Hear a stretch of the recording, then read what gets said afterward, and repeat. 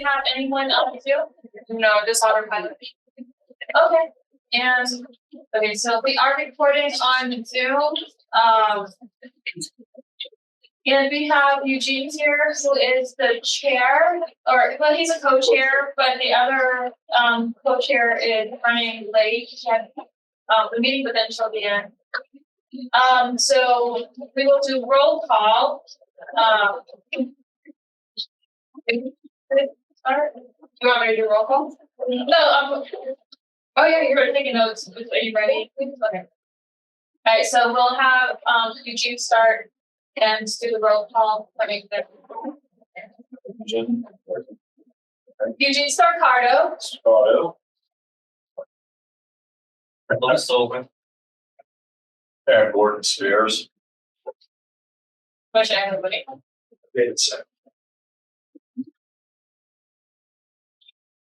And we will have Eugene start running the meeting.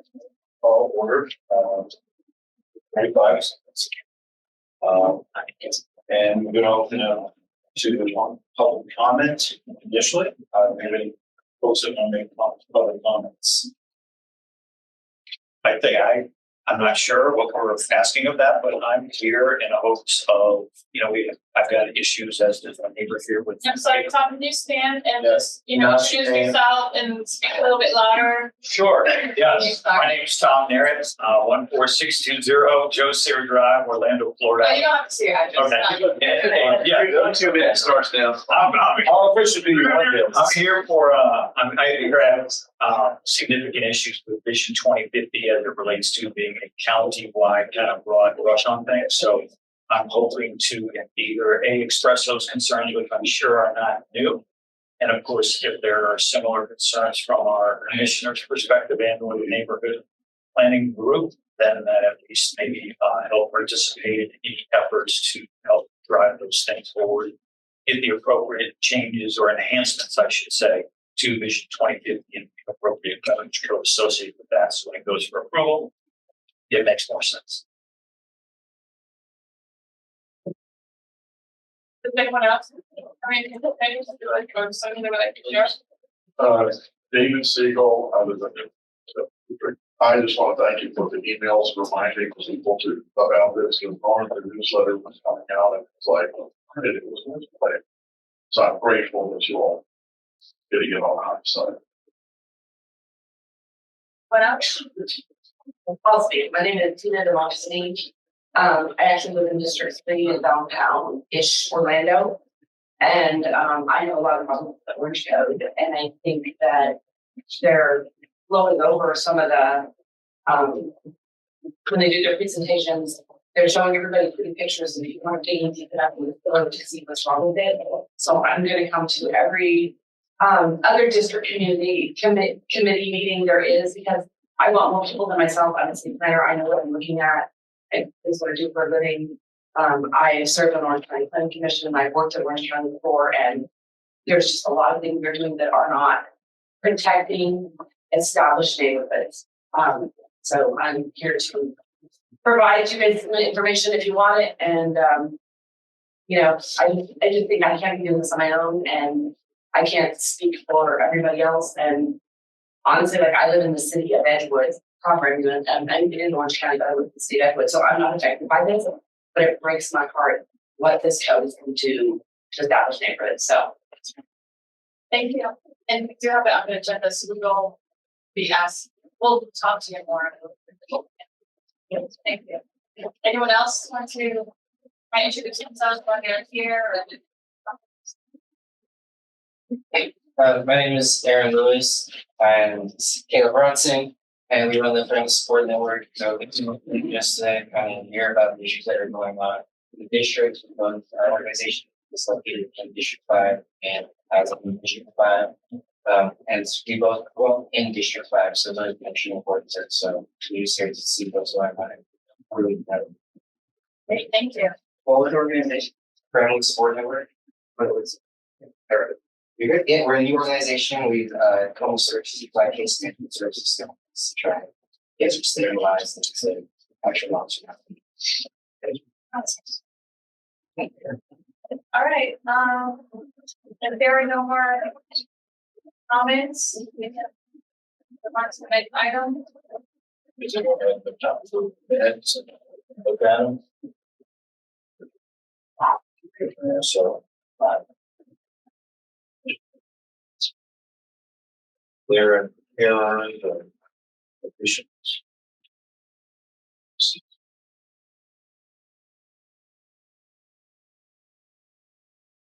Everyone good with the minutes? Okay. Motion to approve.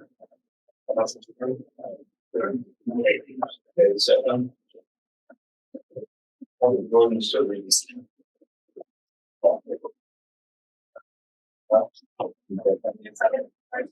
Oh, yeah, sure. Yes. On food, say again. Yeah, again, nice. Passes. Okay. Next thing is, we're moving on to considerations, additional things to the agenda. We have anyone that wants to add to the agenda?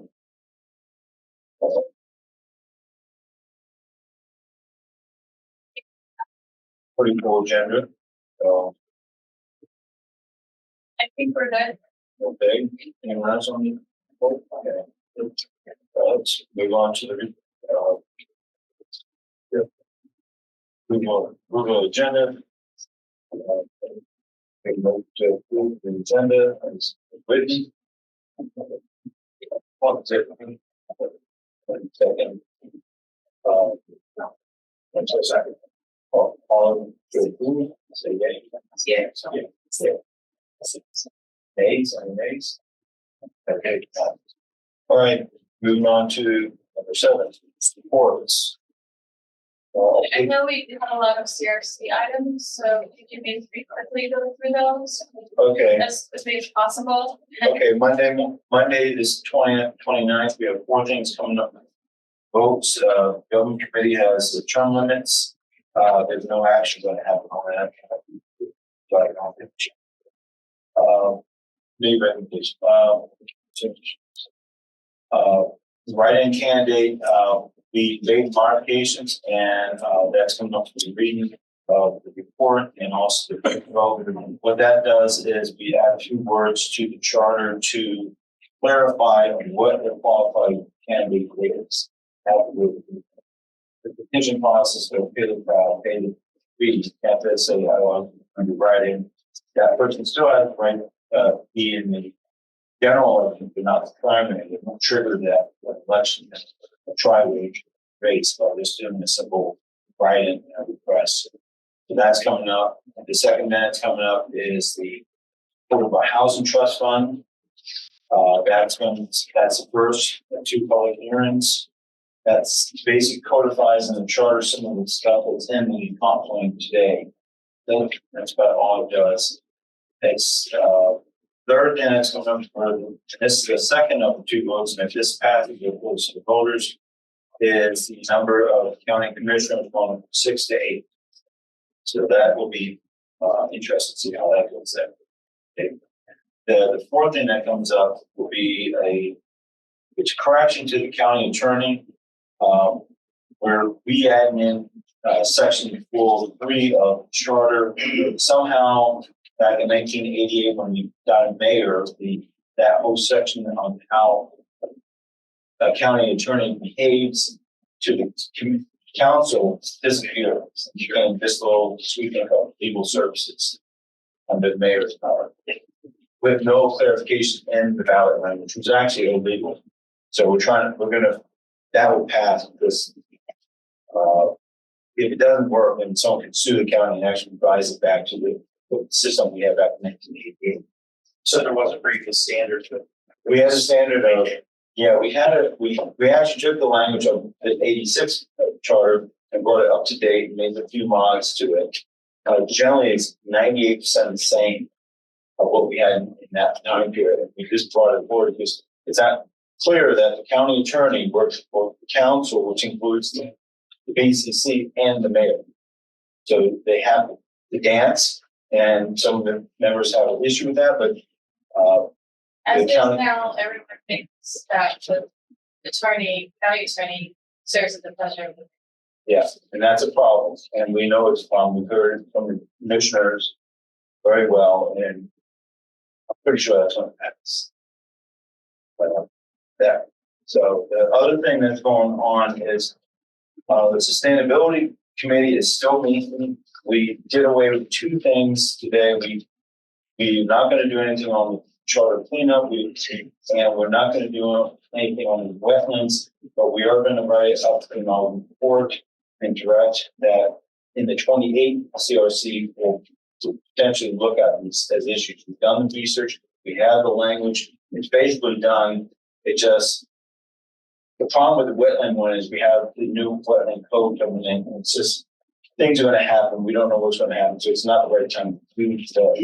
Plus, we have a big legal fight with the city of Orlando, and we have a pretty good interpretation based on county and our council's interpretation of what wetland pollution means in our annexation clause. So it's pretty broad reading based on what we heard today. So decided on that. We're still working on financial pool, and the commission was there for most of that time. We're going to make some modifications on Friday. We're probably going to have a final read of that and hopefully pass it to the full commission by May 8th. The last thing is the big thing is the roll back boundary protection. We're still debating how to approach that because we got preempted, as you all know, by our beloved legislature. And this with the city of Orlando lawsuit on the front door now, we're debating on how to approach that. Do we go to the voters? We have two exhibits. If you look at our language, we have two types. We have a clean version, which if we did have the preemption, go to the voters. We have another version that's kind of tweaked, dealing with the language of that wonkiness language that the Senate and House put in. It says Senate, citizen boards don't have the right to do this type of stuff. So what we did was we added some language to say, we, the people, will vote on this, and then immediately go to the board county commission. Because some fear that might get a little messed up. So It's novel. it's So novel. there's no case law to say Support that, whether, and we might end like, up. what would happen.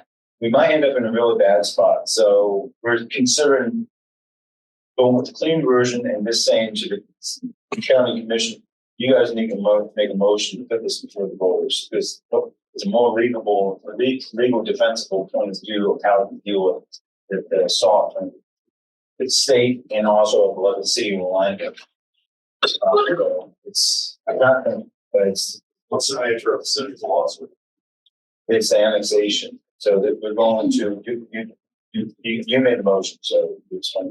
Did on that. So we are challenging the city of Orlando annexation of the Sunbridge area. They're trying to annex.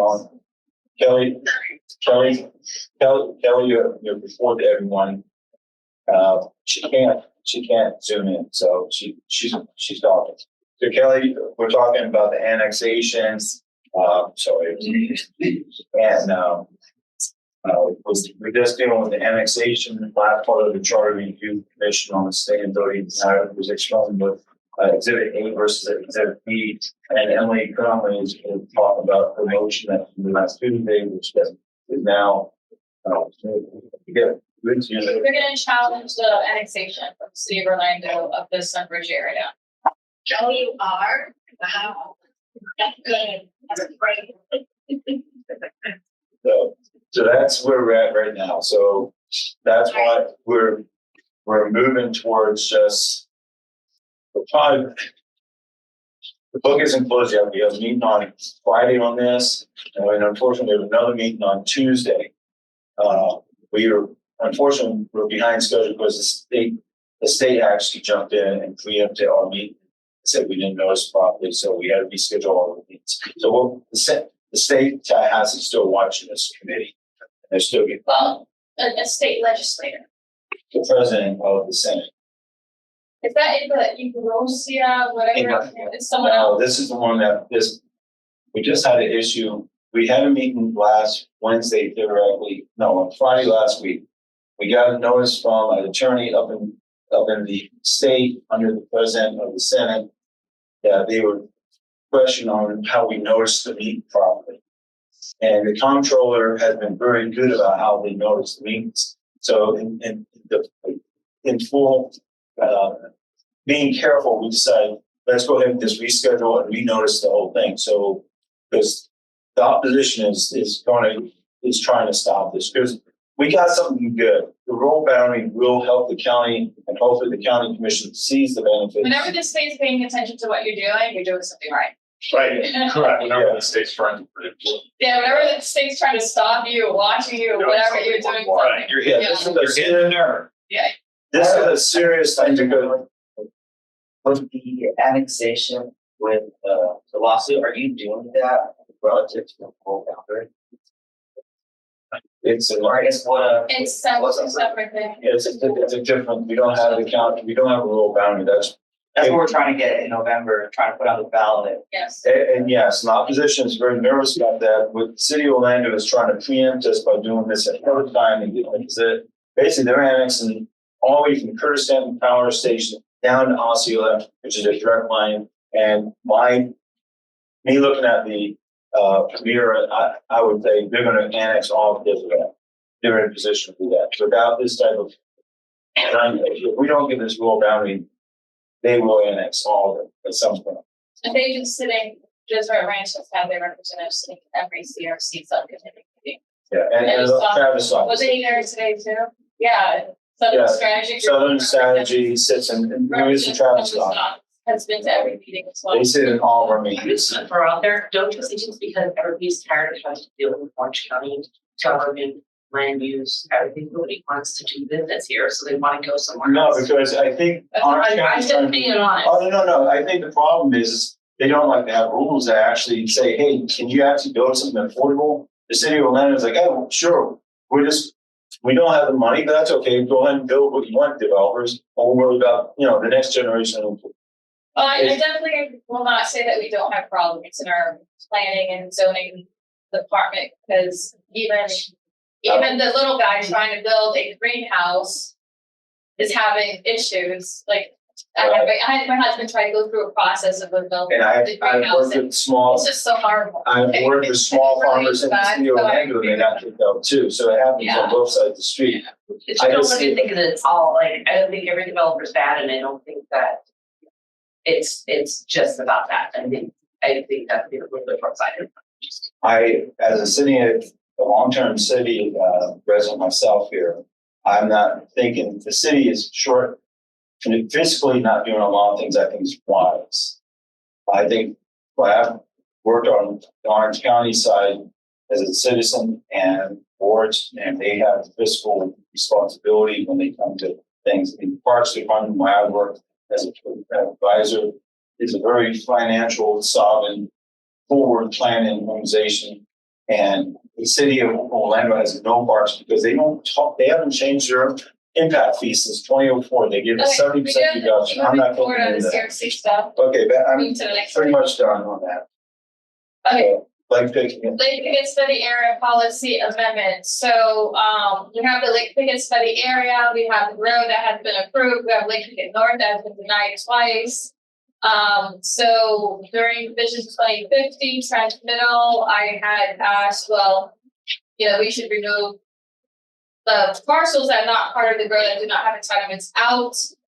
They said there was an application in for Lake Picket North. If that gets denied, I asked, can we then remove it? They're like, sure, if that's what the board wants. So this past Tuesday, as it was denied, I had presented the amendments. I did the work for planning because they were like, it's gonna take months. So I'm like, okay, I'll do it for you. So I made all the strike throughs, underlines, gave it to them. They said it was perfect. And so, did the work for them, and the board voted yes unanimously to remove the picket the parcels that are not entitled. At BCC. Yeah. So they got more direction. So in Vision 2050, that should be removed now. Just music. You're going to do something else. Yeah.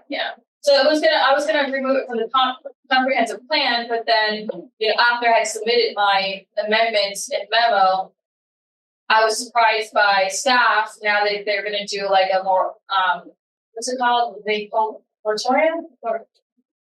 What's the word? Moratorium.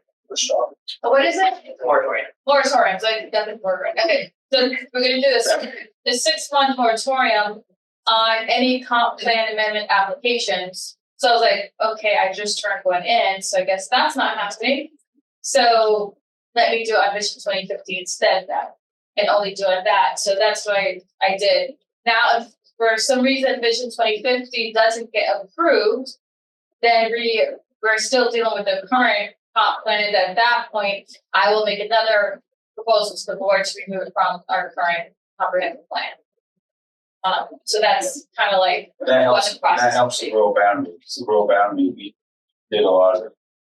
We supported, the maps supported the rural boundary. So a lot of our thinking behind that came out by knowledge of what we learned in Seminole County, and their commissioners came and spoke to us. They use a lot of mapping, and they recommend us doing that. And then we realized, hey, we have Vision 2050, but we have this outlier situation. So we're going in now with clean maps. So we're in a position, if this is passed, hopefully by the commission and to the citizens, then we have a good piece of protection on how we will grow as a county in the future. So, You guys, I have a, so well, you're doing the whole thing, but I have the comments that staff for today, like in regards to how we're developing, and if we should develop the way we're going, we're out of money. Yeah, go ahead. Was she saying? yeah, we'll talk about that when we get to the Vision 2050. Okay, there's just 2 more items. Okay, now we're moving on to film incentive initiative. So the film incentive initiative is the next item I'm bringing up to the next PCC meeting at May 7th. So that is to get the county to do a film incentive to attract films to the area. I would prefer to use the tourism development tax for that, but we have to get that money from Visit Orlando because all the money is going to them right now. So that's the only place where we can get some of the money.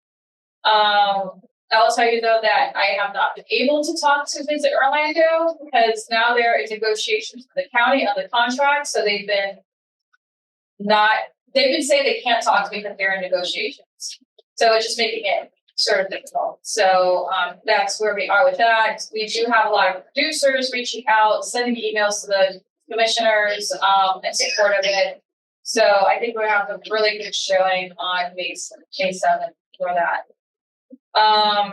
Emily, so for those of us who aren't experts in like film, do you foresee the need of like getting public comment, or do you think you have enough coming from the expert industry, in the industry? I think we're gonna have a good showing from the experts in the industry. Okay, awesome. Yes. And then that takes us to Vision 2050, an orange code. So, Vision 2050, which I've been very supportive of, learned some new things after transmittal, which is really concerning to me. And one of them is that, after that, I've kind of learned more about, we have a policy that we have to have a physical sustainability analysis tool, which has not been created, even though it was supposed to be created by 2016. So, so that was decided in 2013, then they were supposed to create it now in 2024.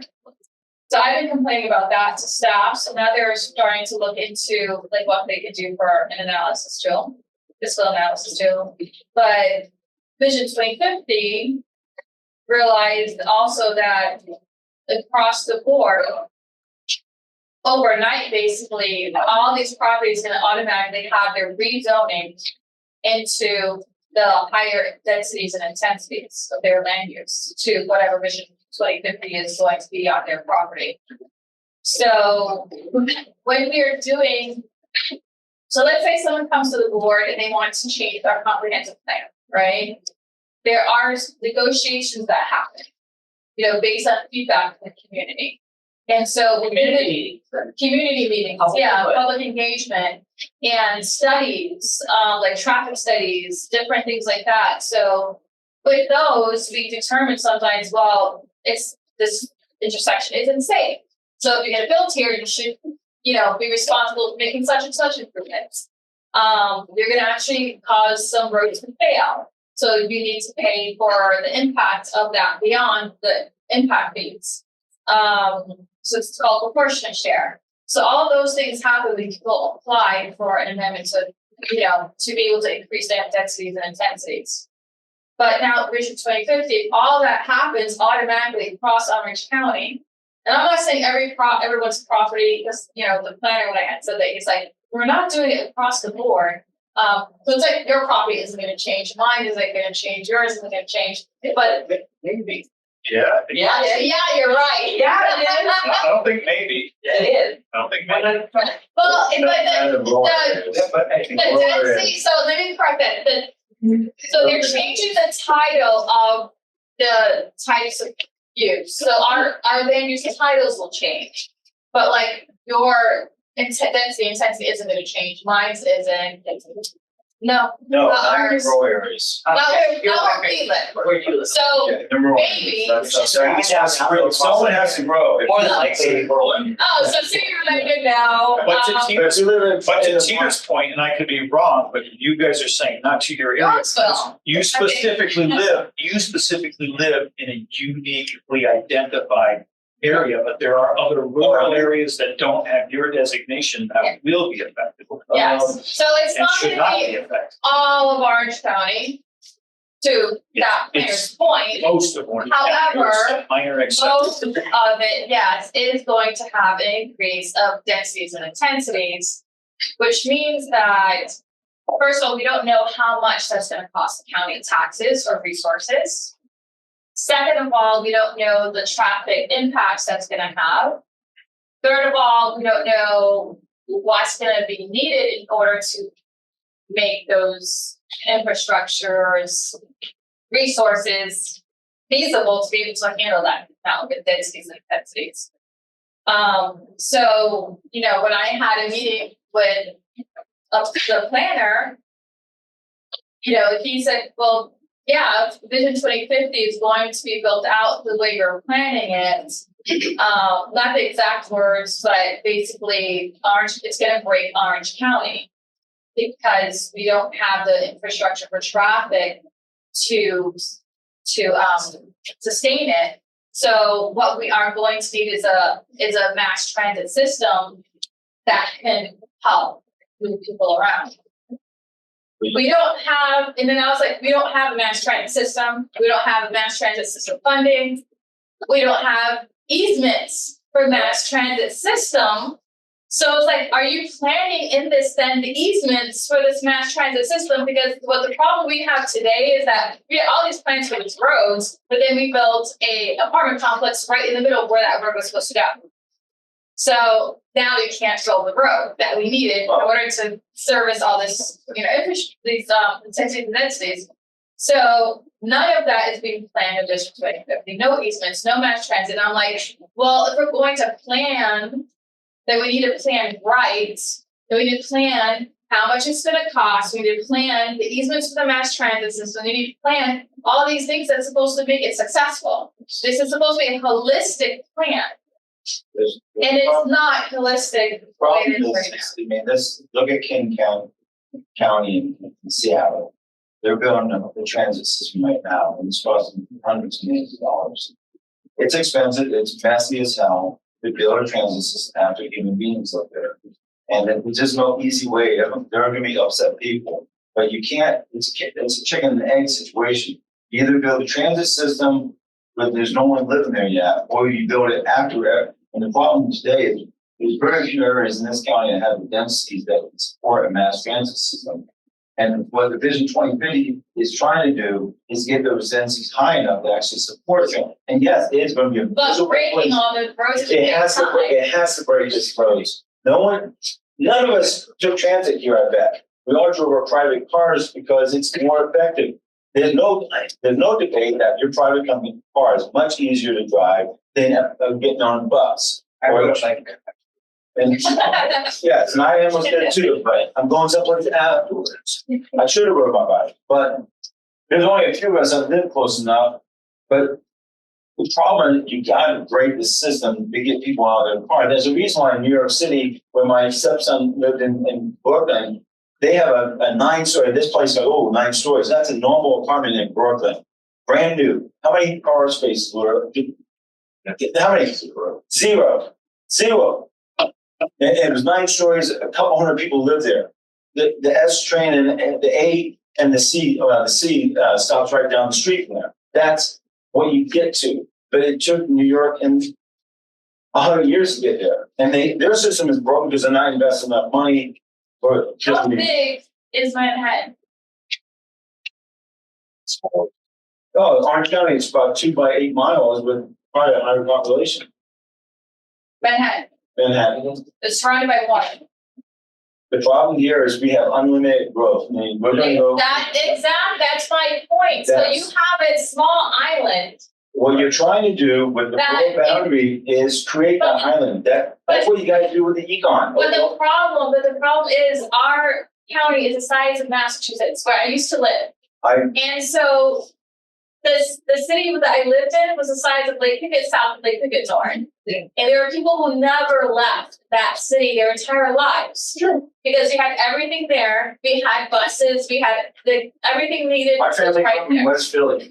But Manhattan, same thing. You're surrounded by water. It's that one city, but you have everything right there. But here, where I live, I can't work in East Orange County, so I'm not going to be able to ride my bike to work. Well, Well, actually, problem- I'm just thinking maybe I can ride my bike too. Yeah, but you're trying to fix a problem that you live in a rural area. What we're trying to do is people like where I live in the city. It would be But my point is that there are areas in Orange County that they're trying to increase the densities and intensities without having the jobs there and the stuff there that you don't need to go further out. So and that's why I keep telling, I told the mayor, I keep telling the planners, like we need to have job centers. And then, you grow there, you have to make sure people can stay close by. Because if they have to go across a state of Massachusetts to go to work, I mean, that's just not, you can't take a bus. Which people do now, but it's like 2-hour bus. This is a bigger conversation. And we zoned ourselves to death in this place where you can have, we've created 1950s style. This is the residential. Another place is where you're going to work, and this is where you're going to play. We now you have to have roads between everything. Yes. If you go to Brooklyn, if you guys own pianos, take a look at where the piano was built. It was built in Brooklyn. Really?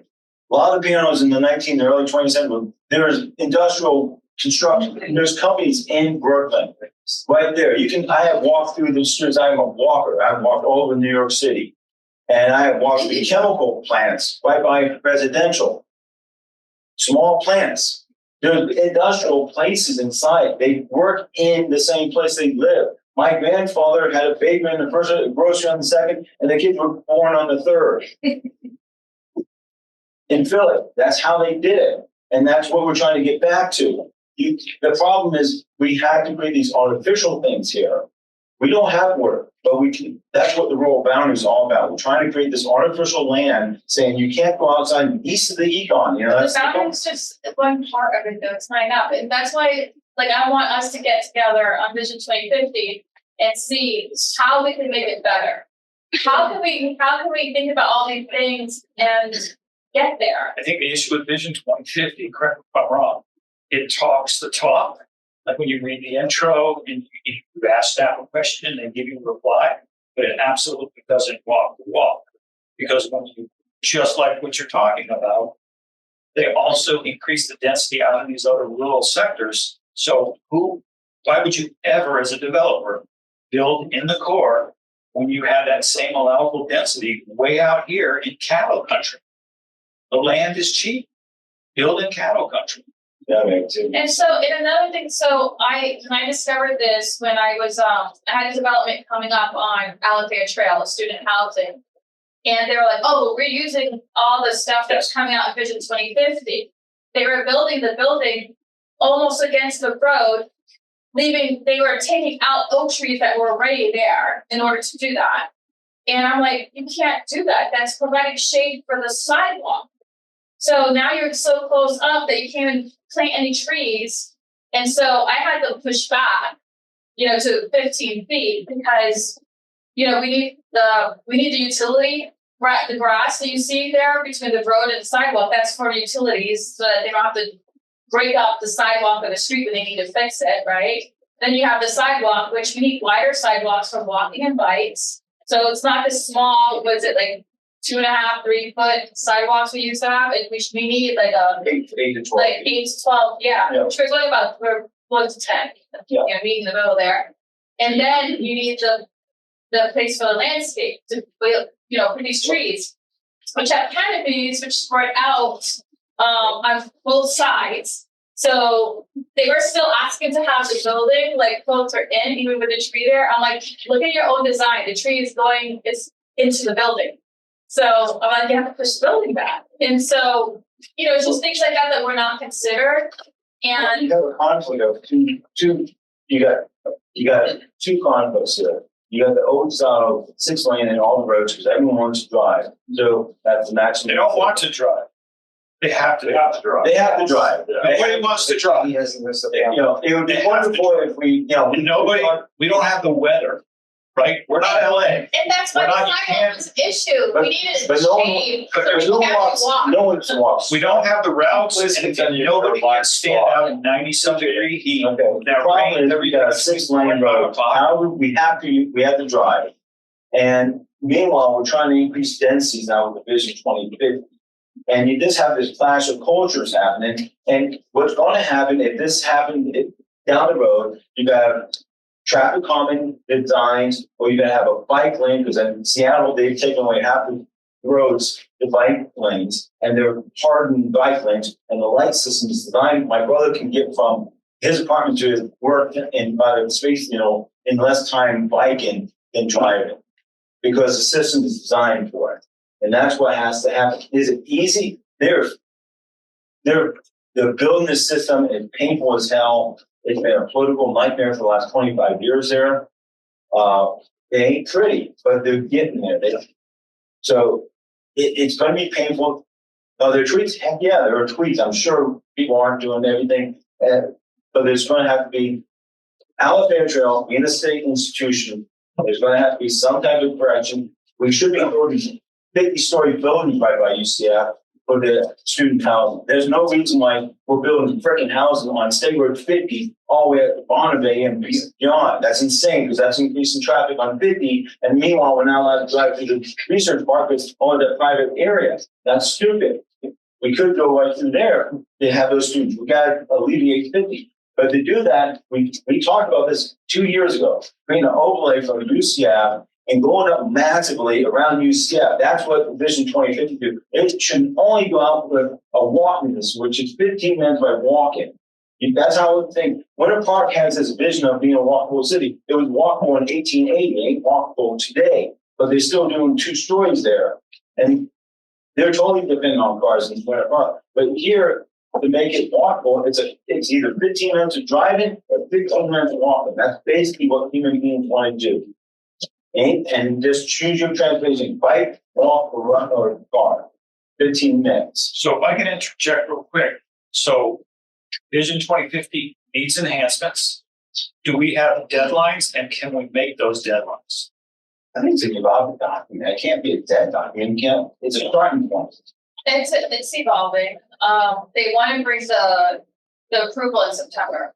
Okay. So I would say the deadline's probably July would be best to have like all of our feedback together.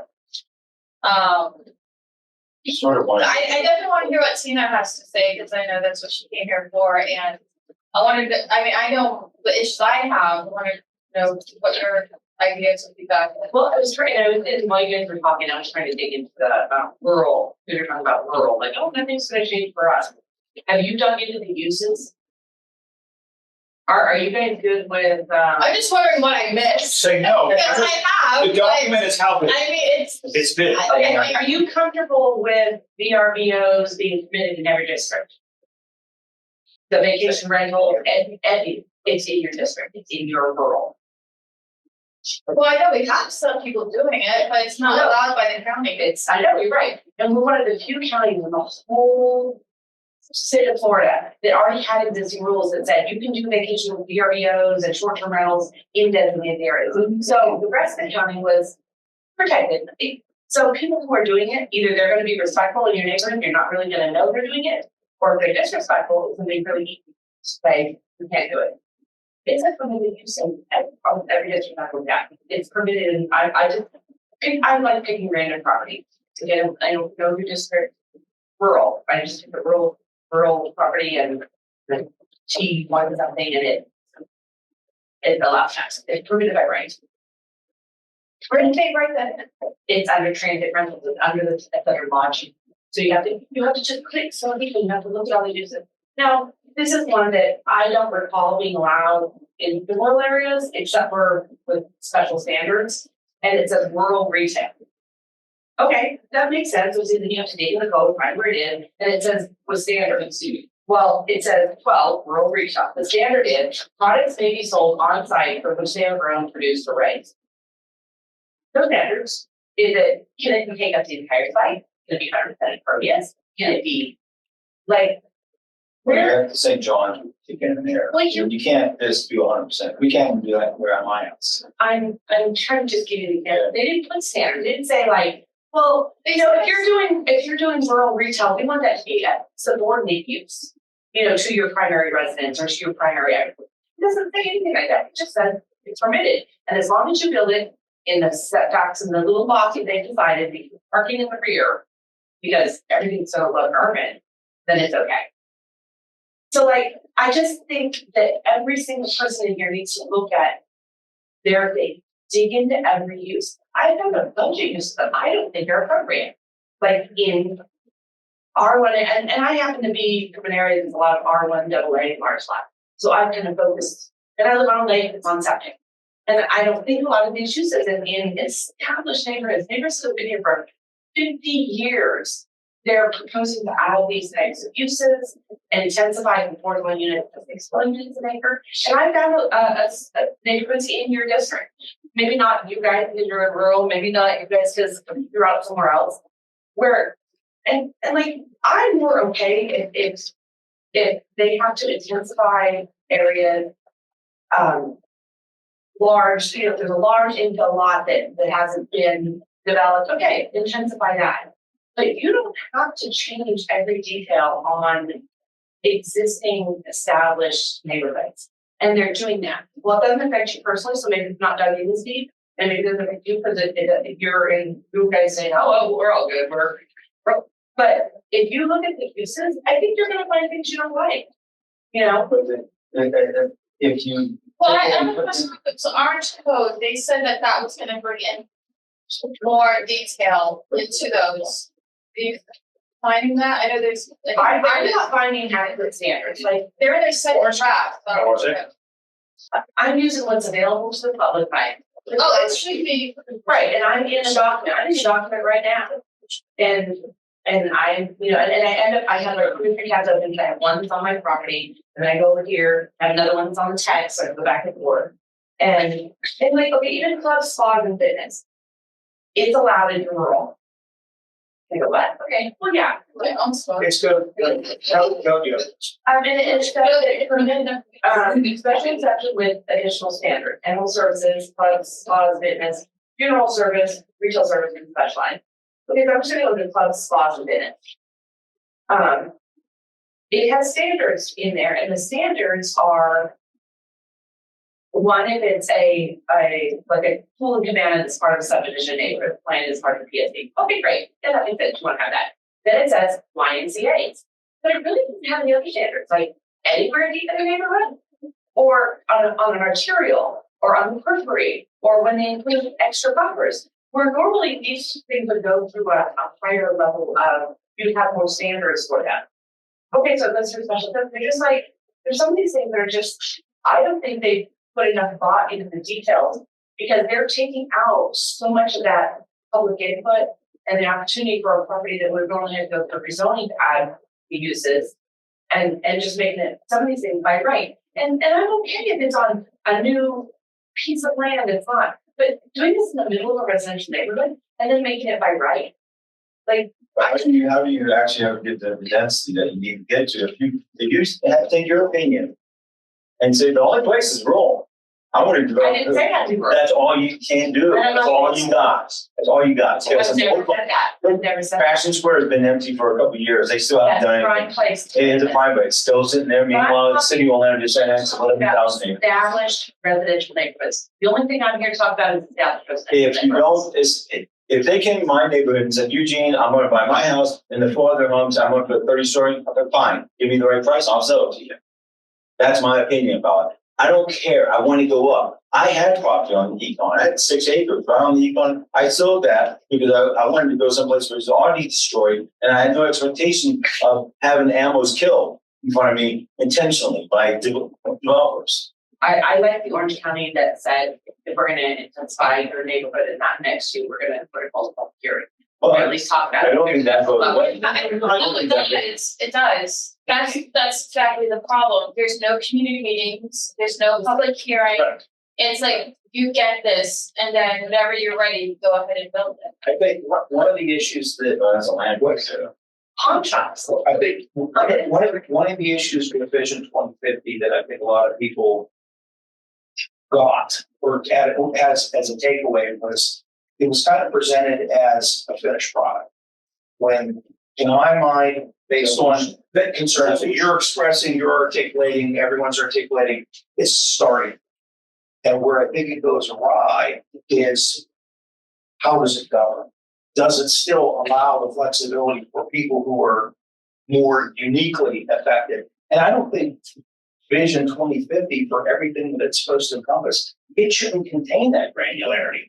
How do you, it's the Manhattan phone directory. You can't. I mean, it's an evolutionary thing that I just think it as a document when you start it. But I think there needs to be, to the point that was articulated, a set of substandards or a set of point of contact with the people that are affected in pre-existing communities and places like that where you have a voice. Because if you try to create something that's all things to all people, no one's ever been able to Well, that's successfully. what is the new comp plan, isn't it?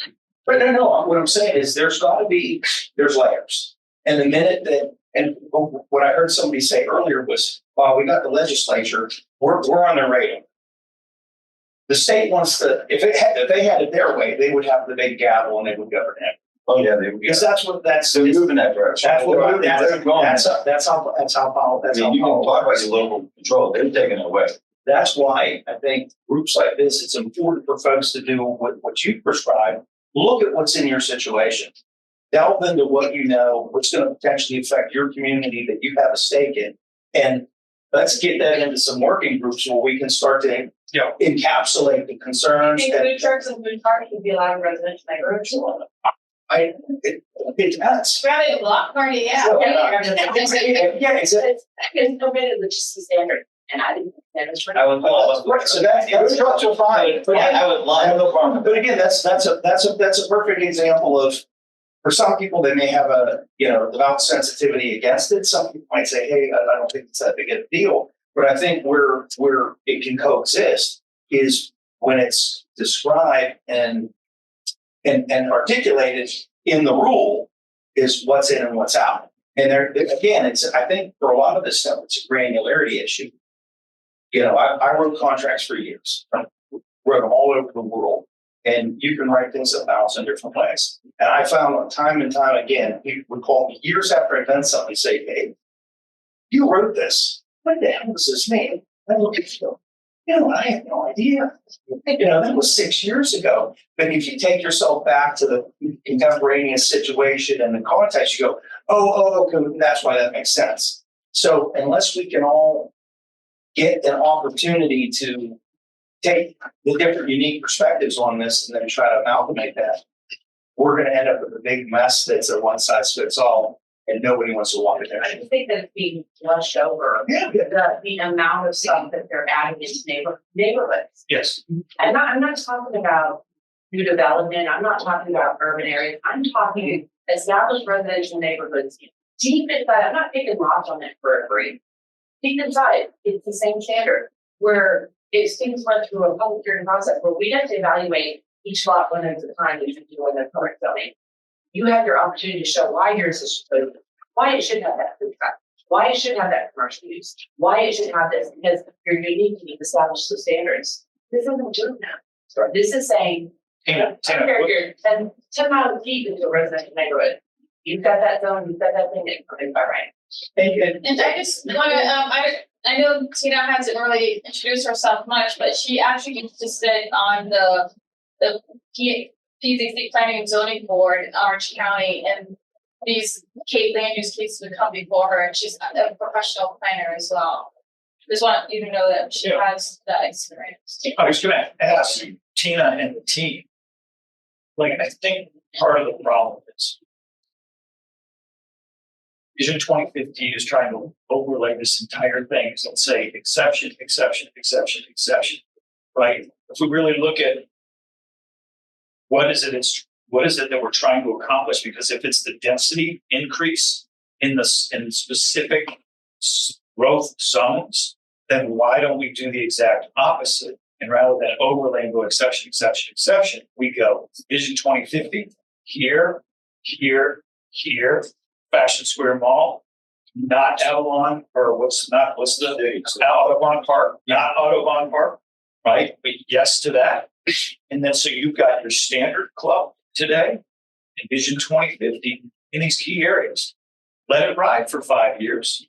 Go back and look at your results. Success, failure, what, where, modify, and carry it forward from there. Yeah, there's Actually, a really good idea. There's no beta test. There's no beta test for it. It's just right. Yeah, and that's what. Well, certain that's things- fine. Honestly, like, I'm not condoning errors. Well, because once you give to Tina's point, once you give the rights, you can't take the rights back. Why would you go? Why would you give the rights to the whole county minus? Okay, we pretty sure. No. But the rest gets it. Why do that? Why? We absolutely know. Growth zone, growth zone, growth zone. And They get it. through presenting this information, so you just want to look on Yes. your property. I have found so many errors where I zoom in, and I'm doing it slow. I'm zooming in on, I have taken the same area, existing feature writers, existing zoning, existing invite, and I'm doing it side by side. And then I zoom in and I click on it and I pull apps open.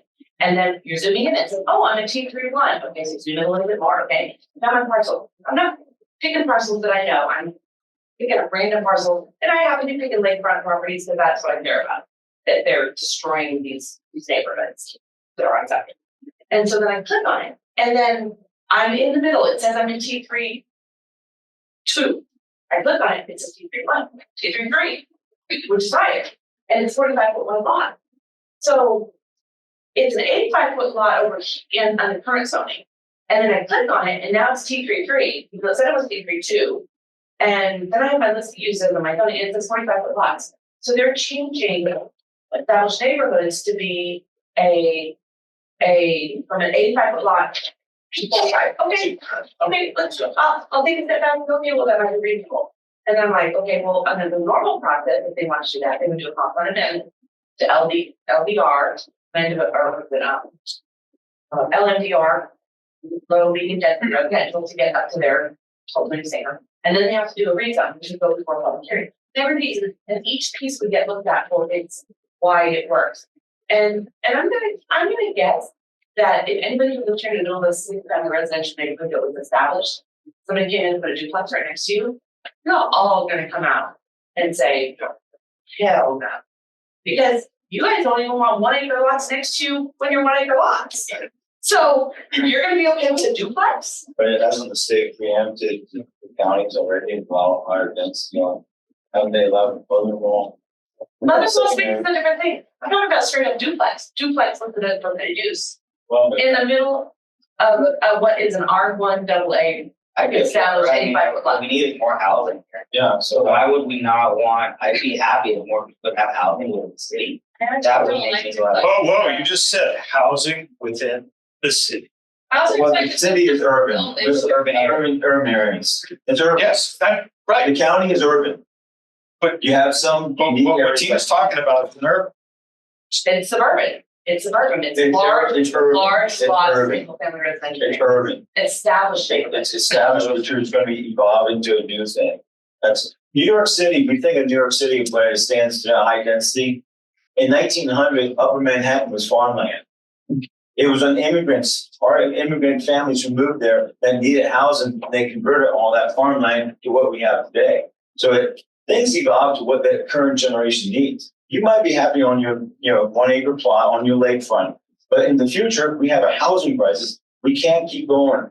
I don't see a single house being built in the suburban areas or anything that says 75 to 125,000. It's all 4 and 5 and 600,000. There's nothing. So But you have to also look at, It's a lot more than even 600,000. The price of the houses going out here are about $850,000. that's affordable, I guess. I don't know.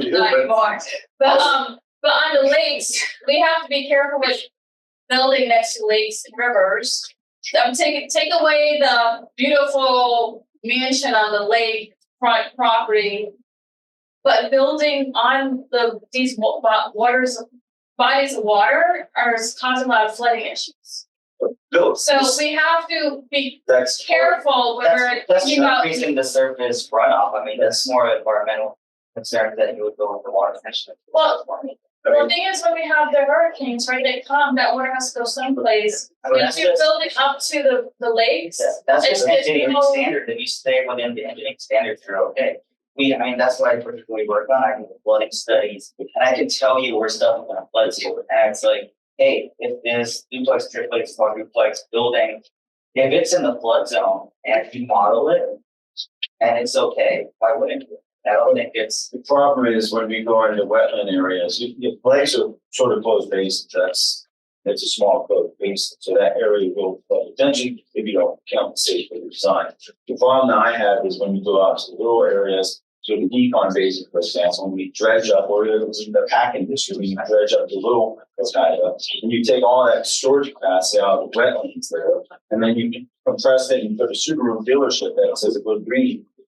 That's the problem that we're going to have is where's that water's still there. It's going someplace else. It's going to flood down. That's why Mary that Jane. means it's bringing it to the lakes and the rivers. It's flood.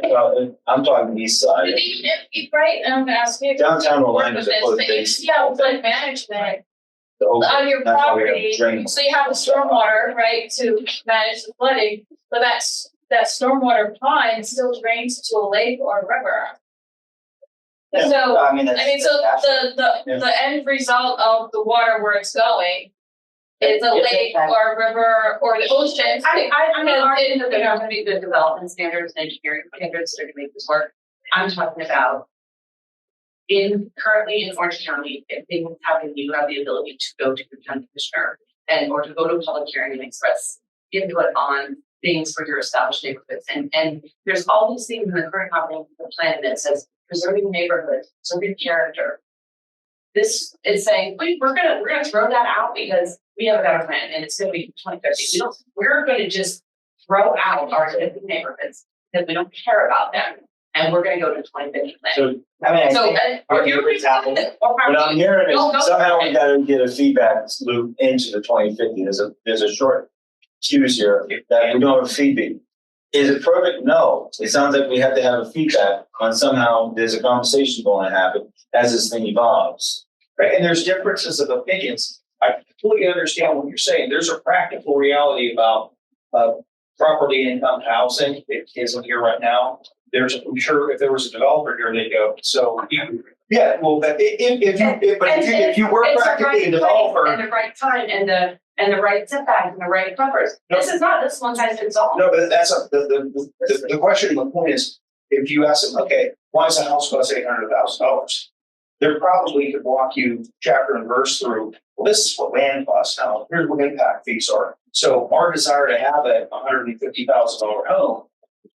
How realistic is that at this point? But to your point, you're saying, okay, I've worked, and my dream was to own a piece of property that faces the water, and I want this type of land for my dogs to run, or for whatever reason is in your dream. You're saying I'd be fine with somebody building a duplex or triplex. She's not. So you're not wrong, and you're not wrong. You guys just have two different opinions and levels of flexibility on how you want to live. So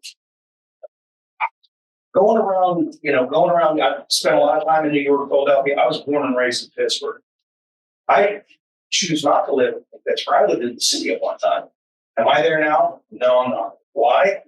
Because, I'm choosing a warmer climate, but I also wanted a little bit of breathing room. There's a way to achieve all of this, I think. But it all comes down to you can't just manage everything through one hard stamp and say, okay, once you discuss it, you can't give everyone the right to do whatever they want, regardless of where they are. Right? That starts to become problematic. But at the same time, there has to be room for growth and vision. I think one of the main issues in Orange County, and this is probably not going to be a very popular thing when somebody opens this up and listens to it, we manage by development. We don't manage by our cost management. There's a lot of waste. And if you think you're going to fix everything in your community, in your city, in your county, in your state, by just build, and increase the tax base, that's all going on. Homes don't pay enough money to pay for the service. I've got a question. Who decided to do this thing? 2050. All right, so here's the history. She has. So, It could be a bridge. it's our fault. Okay, and I say that because back in 2016, we were all there until 2 a.m. in the morning fighting the Lake Picket developments. Teresa Jacobs was like, I can't have all of these people upset about all this stuff going on and how we're growing. And we did have the How Shall You Grow report that came out and everything too. So she's like, staff, I need you to find a solution so that we can preserve the quality of life and the living choices of our current residents and have a way still to grow. Which So that's how it started. So it started in 2016, 2017, they started working on this. And then On this great idea. on this idea, they started working on it. She left office, Mayor Dimmings came in, he changed the name of it to Vision 2050, rebranded it. And then we are where we are today. They hired a consultant from Virginia who worked on this whole thing. And, I was talking to her and she's like, because they were supposed to do villages and hamlets, East Orange County, the rural area. And she's like telling me how great it's going to be and how it works where they, in Virginia and Virginia, I think Maryland in that area there. And I'm like, where is this? So I looked it up in Google Maps and I'm like, are you kidding? This is like driving from my house to UCF. And you think this is going to work in Orange County? Like, no, it's not going to work here. So. Okay, but just listening to this, and it's a boondoggle. I've heard this. I'm sorry, I remember my favorite Martian, the Italian rainmaker. What does this do? How does it make rain? This part of here are concentrated, and this part is spreaded.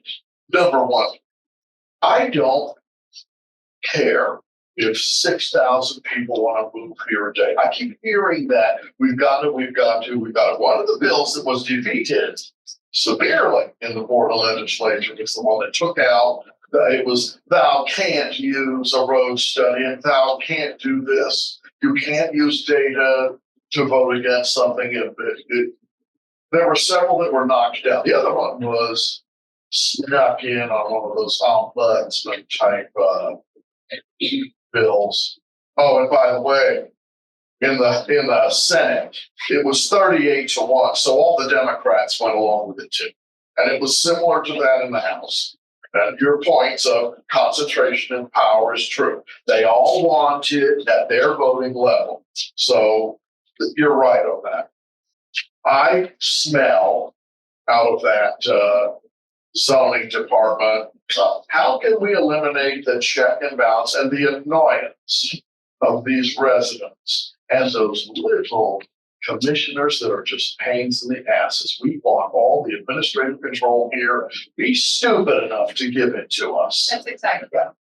And I'm sorry, it's just like Now, I think a good counter to this, and you could possibly put Mr. Stucardo in touch, and this is because I do think, to his point, if you were seriously going to solve a problem of all these people in town, you should have to do the transportation stuff first. But see, they know that won't work either, right? Because it won't be enough revenue up front.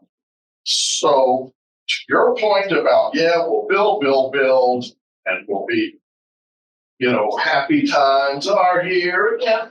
That is this birth, growth, and then death of all these big cities that used to have farmland in the north. They went all to hell because you reach that point where there is no fresh harvest. Yeah. And then those people are like, well, what, you want to do this? Oh, didn't you all, I heard there was some scuttle. Didn't you all assess people $180 for some clean water thing or something? You went after the residents. Oh, it's all over the internet. But the densities that we have, New York City smells in the summer, really bad. okay. I'm just saying, number one, look, you have. I am Orange County. If you turn Orange County into one saturated ghetto, and by the way, you remember you spoke of these very tall things out there, UCF. And remember, UCF buildings sink if they're greater than 5 stories, because they have to have. I'm from NASA. We built a small building called the VAB on the beach, and it's still there. If you do the foundation correctly, and it's You have to do, okay, you know what, I heard a so we have a full foundation. You had federal money. We had engineers Cost and Army is not an issue. they were doing too. And he had a budget that was probably what cost was not an issue. Well, my only Yeah. Admin comment building was, sunk. I went to the 2050 or the Orange Code thing that was at that recreation center, and it was wah, wah, wah, wah, wah, wah, wah, wah. Wah, wah, wah, wah. We got this plan, and I don't trust a damn thing that planning department. So they have broken your trust over and over. And quite honestly, what you want to do is take a committee and put Mr. Stucardo on to figure out what's it pay for all that transportation. We need to figure out how many people we need to cut in the planning and zoning department. The problem is, we don't collect enough taxes. We're not allowed to collect enough taxes, but the state to actually implement. That's why we're $20-some billion. No, we're never going to be out. You can, City of Orlando's running out, developing everything. God bless. They're doing it by toll roads. And it's a hidden cost. HOAs. We're not going to provide any service. HOAs will do everything. It's cheap to live, except you have a $400 a month. I would HOA? say though that 27 really that I have not said it publicly, but I really question that number because that's including probably that whole sun rail corridor connection to the airport and all that stuff. I don't know. Kelly, do you know anything about that? About the $20 billion? Are you still there? There's a question about the actuality of the truth of the $20 billion deficit. Is that including Sunrail and all the other things, or is that just roads? No, but the roadway infrastructure, it's the Orange County Transportation Analysis. That's very. Yeah, but that was for the transportation sales tax analysis, which included a whole bunch of projects that include like mass transit that we don't have today. So it wasn't just roads. I don't know, it wasn't referencing, the report that I looked at wasn't referencing any, study for the project. It was just an analysis of I got it from, what is it, Brian Sanders? Okay. So, I mean, Yeah, I'd have to look at that. I mean, it's, I mean, how, It might be that report. He didn't indicate it was anything affiliated with the sales tax. He just referenced it as the updated Orange County Transportation Analysis. Yeah, it's the same number, same thing. They included like different mass transit, like the buses and Sunrail and different things. but there's an intersection of the east-west 10 years ago when they first did the first green line. That's $250 million. But I'll double check that though. The overpass here on 436. You know what is the roadway deficit just by itself? And if we take out that stuff, not off the top of my head, no. But that's the number I'm We kind of can't, the interested problem in. is we can't build out of the hole that we're in. We can't build roads unless you're going to go 12 lanes over there.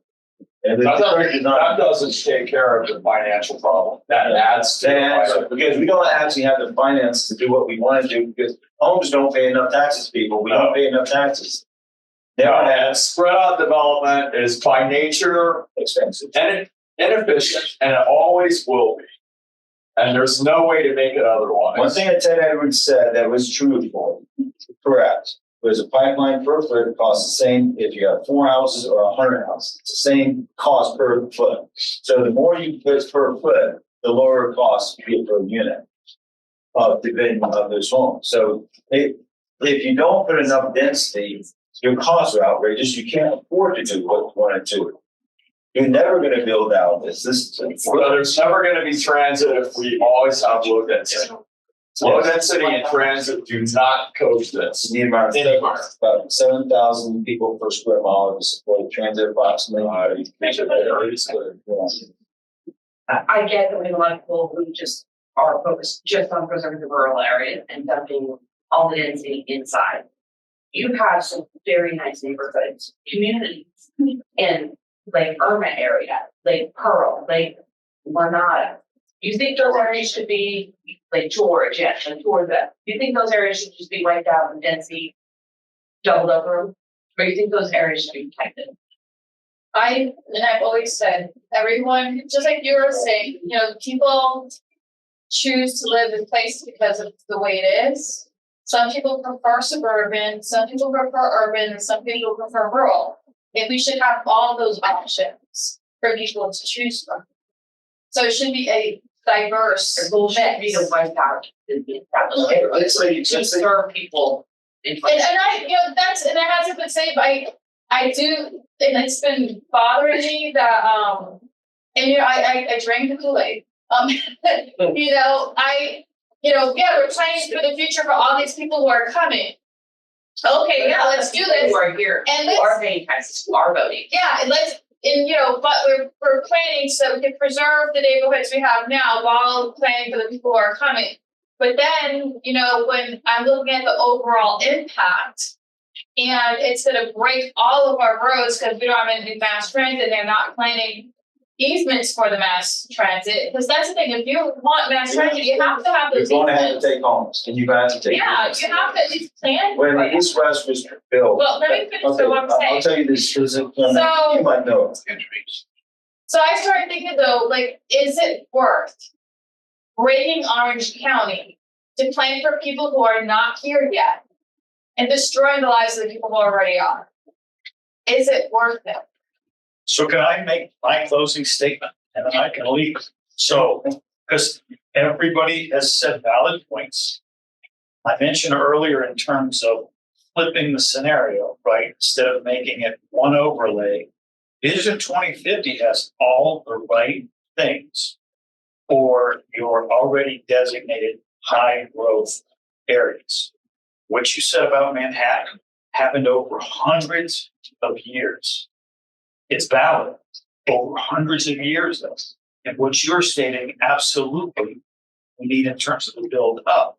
But what you don't want to do, which Vision 2050 gives, when you spread it across the entire county, is just carte blanche to do what you should be doing in the high growth, to do it anywhere and everywhere. And that's exactly what we don't want. So if you really think about everything that's been said tonight, the solution to that is Vision 2050, specifically in the high growth areas and the existing club everywhere else. And what you've just done is you motivated development where you want development. And you're going to get your lower cost, higher up densities where you want them. You're going to preserve your roadways where you don't want them to be broken. And you're going to build against areas where you already have transit, but it's not being used because there's no density. So that's the problem. So kind of recognize your voice. So, But we still have the plan for the easements. so Vision 2050 in the high density areas, specifically in your existing club, in your existing processes, everywhere else, because guess what? They work everywhere else. You just spend too much time with staff and approvals in areas where you're trying to streamline where you want to grow.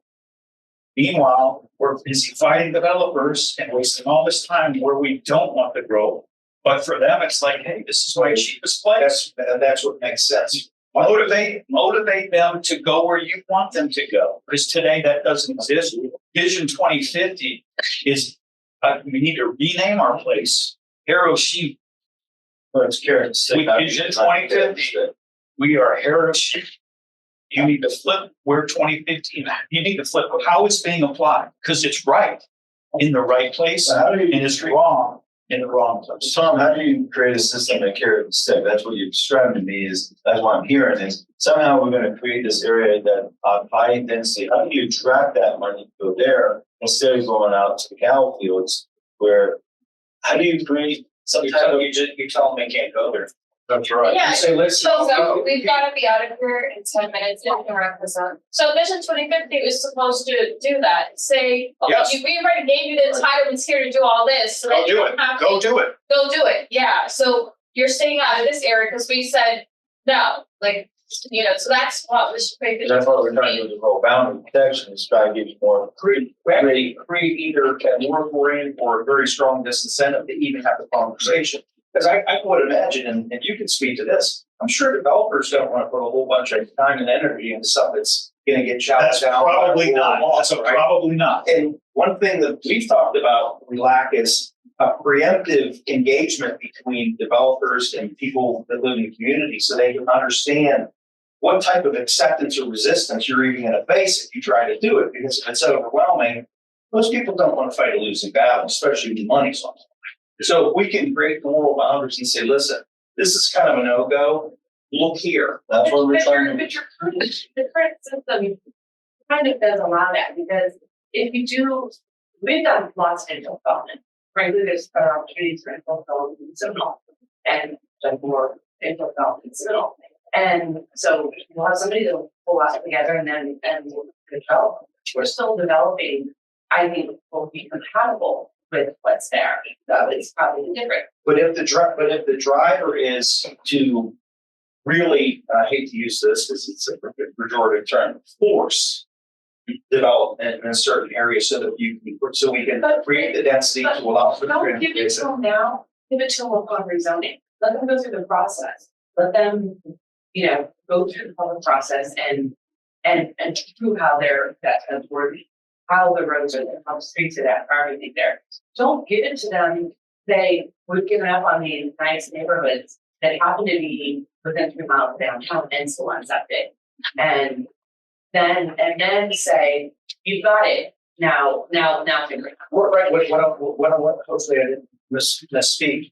I wasn't articulating for having people go into the neighborhoods you're describing and doing anything to those. There are certainly places we could look at, and again, we could talk about that one mall area and say, you've got 50, and you've got just, fairly misused piece of land that you got the city right here. There's all these things you could do. Well, there's a lot of So go do that. regional infill sites that would be Well, more dense. That's fine. But This you is, don't have to write that as a so this is. Okay, so we do have to wrap up, and what I want to end this with is that we want to do a work group together who can work through this and find, edits, amendments that will be made that we can present to staff to fix this. And even invite staff even to, come to some of those meetings, work with us too and talk it out so we can, get to a place where in September, it's a product that we can be proud of and pass. So who wants to volunteer? I asked Gordon if you're still interested to lead this.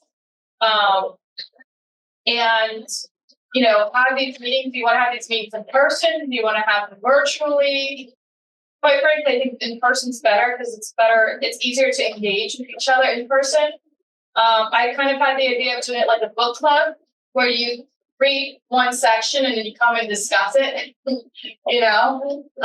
then go to the next section and then the next section, rather than, you take section A, you take section B, like that isn't gonna work. I think we need all they could be the same section and work on the same sections at a time. You know, and I would just have one concern is it is big and like, again, you could paint with a broad brush or with a finite one, and there are very good points on yours on UCF. Exactly. I said the same thing. What the hell are you doing spreading students everywhere else? What I've never liked about the Lake Pickett stuff is you can say, oh, it's right next to UCF, but it overloads those roads. So I think you gotta point and shoot. But I also think that there needs to be, again, a lot of the review or participation by the community. But I think your VCC has to have a cycle. I'm sorry, we're going to reapprove this thing every year. You need to keep them in line. You give them this, oh, well, here it is, and we'll just do a few So tweaks here. right, it's just during these work sessions. Right now, we need to figure out how we're gonna do these I work know, I sessions. just, you may let it go back. Because we're almost out of All time. right, real fast. One thing to the commissioner. I think the commission should do what we do on the CRC. You guys need to organize committees, standing committees that we address the stuff. If you guys have a 1950 sign commission or so, and We're trying to do sunshine meetings, so we can't get everybody together. you need to have a That's great standing Alexis, committee. she's been, trying to, What I'm send those proposing to up. have a Ways and Means Committee. We have named committees that a transportation, a growth committee. And there's 3 to 5 people and the people, even the mayor is equal, and you elect a chairperson in that committee. And it's a standing committee year after year. That's what you can't go with 7 people at a big desk. Come on, you. But then the sunshine meetings, when people show up, it's very helpful to have those kind of type of Sure, discussions. you follow unfortunately. What Yeah. I'm saying, you have a process that CRC does, very effectively. Nothing happens at that board meeting. Some thought, Nothing effective, nothing effective. Just do it. Everything in those committees, I've met Okay, hundreds but of let's hours. talk about the work sessions, so we have like 5 minutes to decide who's gonna be on it, and how it's gonna work out. So, who's it? Who wants to be on the Vision 2050 working committee? Raise your hands, pick them up, No, that's it. and, As a just few, Gordon, yeah. mention things, so. I would provide it to on yours. I will be honest, but I Go don't ahead. file Kelly, you are too busy. too busy. Yes, you have a campaign to run. You've been declared to the. All right. Aaron, A. Arwen, you would like to go as Yeah, okay. My name is Kayla, Kayla, and Bronson, like Earl Bronson. No.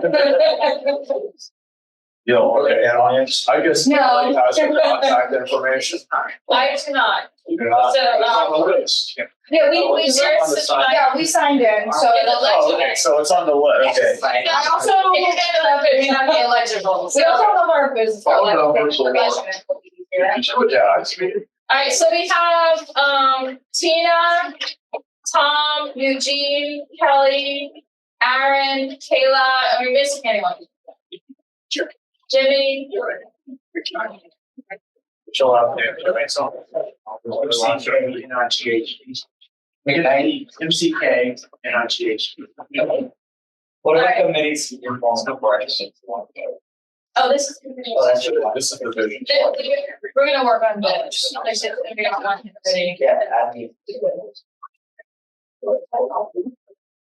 So, how often do y'all wanna meet?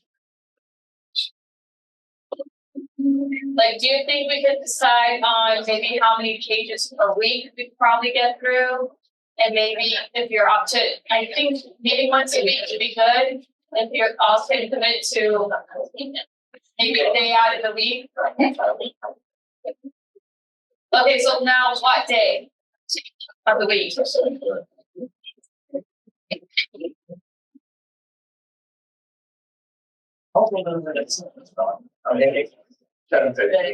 You may not want to get through it where everybody agrees it's, you may have to split that thing up, because that sounds like it's a. I tried reading it, in my last meeting, I couldn't do it.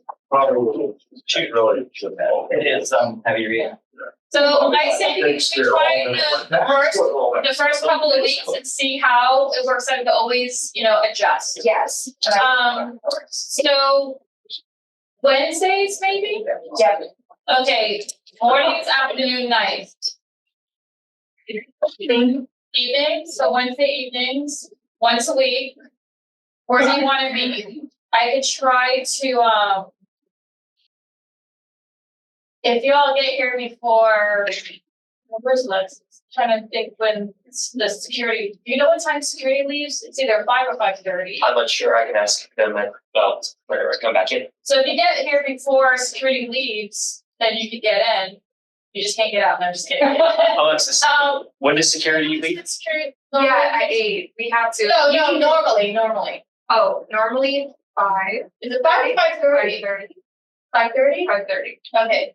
So if you get here before 5:30, then security is here. If you plan it for after 5:30, then we have to call security and have them available to let you in. No, you have to be basically out by 5:30, otherwise it's charged. They're To leave? they're being paid overtime while everyone's here. To leave though. No, they can't leave while people are here. We're not Oh, allowed okay. to be remote without paying that. We do a lot remote. When Okay. we can, we meet in person. I can still be doing everyone. Yeah, it definitely is easier in person. I'm just So we can try to do the location then. They're always. How many people are on the field?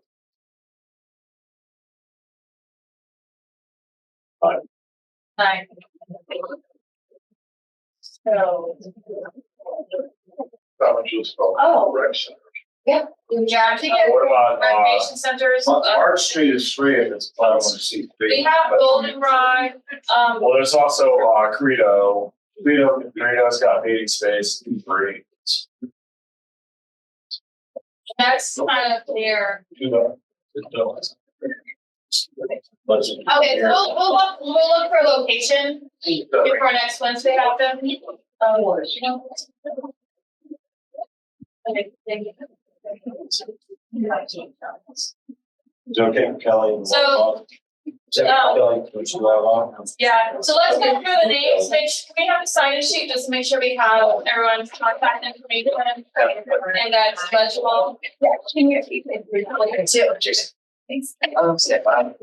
Alexis, where are the, pictures? It's in the box with two. That would be like that. Oh, yeah. They can all email pictures by, they can get it by facilities. I should go.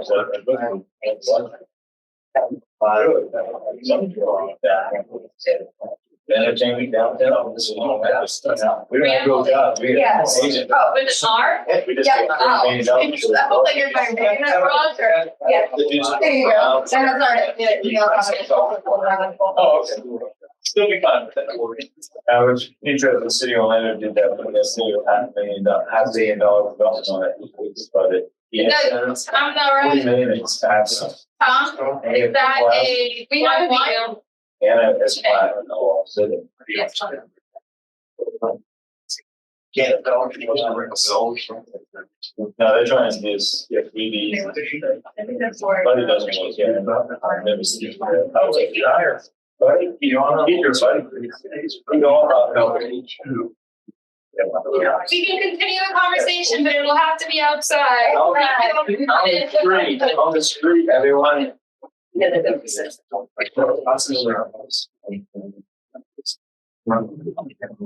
That's what gave it to the Thank you. Yeah. Yes, we, Oh, Tell me where to have it.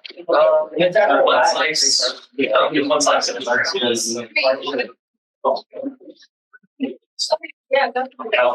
And to the point that, actually having your own way up the stairs. Made a comment about free parking after 5 o'clock around there as well. Yeah, that's great. Yeah. Yeah.